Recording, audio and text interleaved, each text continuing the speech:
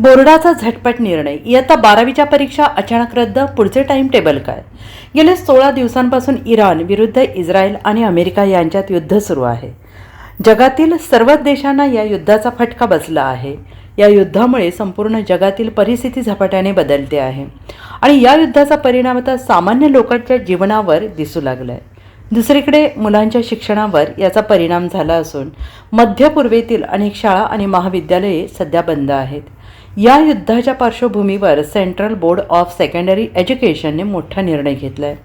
मध्य पूर्वेतील अनेक देशांमधील इयत्ता 12वीच्या सर्व बोर्ड परीक्षा रद्द करण्याचा निर्णय घेण्यात आला आहे. CBSE बोर्डाने दिलेल्या माहितीनुसार Bahrain, Iran, Kuwait, Oman, Qatar आणि सौदी अरेबिया या देशांमधील 16 मार्च ते 10 एप्रिल 2026 दरम्यान होणाऱ्या इयत्ता 12वीच्या सर्व परीक्षा आता रद्द करण्यात आलेल्या आहेत. या भागातील बिघडलेल्या परिस्थितीमुळे परीक्षा घेणे शक्य नसल्याचे कारण बोर्डाकडून देण्यात आले आहे.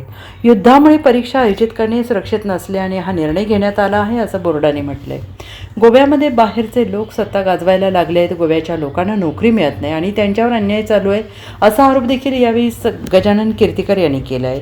गजानन कीर्तिकरांचे हे विधान म्हणजे शिवसेना शिंदे गट गोवा विधानसभा निवडणुकीत पूर्ण ताकदीने उतरणार असल्याचे संकेत मानले जात आहेत. त्यामुळे या विधानसभा निवडणुकीत गोव्यात शिवसेना शिंदे गटाला किती यश मिळणार, मुख्यमंत्री कोणाचा होणार हे पाहणं महत्त्वाचं ठरणार आहे.